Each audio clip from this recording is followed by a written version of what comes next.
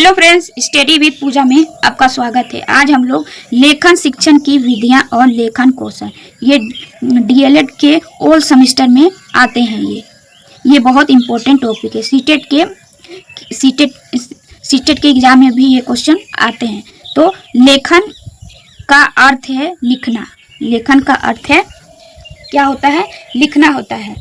तो देखते हैं। लेखन अंग्रेजी शब्द राइटिंग का हिंदी रूपांतरण है। लेखन का शाब्दिक अर्थ है लिखना। भाषीय कौशल शुभ पाली का चौथा क्रम लिखना है। जो कुछ भी हम बोलते हैं उसे प्रतीकों मतलब अक्षरों के रूप में व्यक्त करना ही लेखन कहलाता है। उच्चारित ध्वनियों को प्रतीकों अक्षरों के माध्यम से व्यक्त करना ही लिखना अथवा लेखन कहलाता है। मतलब लेखन अंग्रेजी शब्द का राइटिंग मतलब लेखन को अंग्रेजी में राइटिंग बोलते हैं।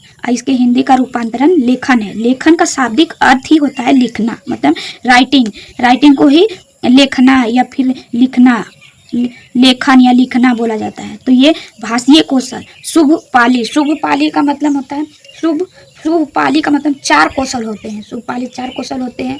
पहला होता है जैसे सु का मतलब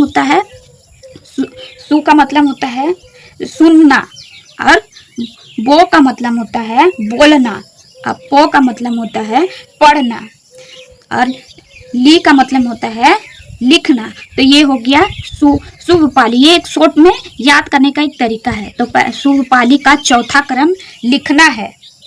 तो जैसे चौथा क्रम लिखना है, जैसे कि समझते हैं कि जैसे कि पहले बच्चा सुनता है, फिर उसके बाद बच्चा बोलता है, फिर बोलने के बाद बच्चा पढ़ना सीखता है, और पढ़ने के बाद लिखना सीखता है। मतलब लिखने का प्रतीक को मतलब अक्षरों के रूप में लिखता है, तो उसे लेखन कहते हैं। उच्चारित मतलब आवाज करके उच्चारित ध्वनियों मतलब अक्षरों को, जैसे ओ आ ई उच्चारित ध्वनियों को प्रतीक मतलब अक्षरों के रूप के माध्यम से लिखना अथवा लेखन कहलाता है।